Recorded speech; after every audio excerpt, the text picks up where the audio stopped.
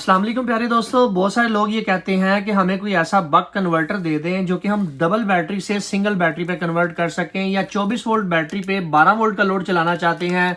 ऐसा कोई कन्वर्टर हमें बताएं। तो आज की इस वीडियो में जो बक कन्वर्टर मैं आप लोगों के सामने लेके आया हूँ, ये 60 एम्पेयर का बक कन्वर्टर है। ये क्या करेगा कि 24 वोल्ट की डबल बैटरी या लिथियम बैटरी को 12 वोल्ट के ऊपर कन्वर्ट कर देगा।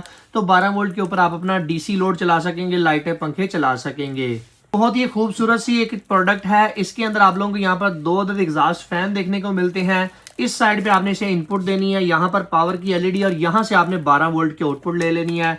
डबल बैटरी में मसला ये आता है कि अगर आप एक बैटरी के ऊपर 12 वोल्ट का लोड डालेंगे, एक बैटरी लो हो जाती है, एक बैटरी फुली चार्ज होती है, जिसकी वजह से सिस्टम सही तरह से काम नहीं करता।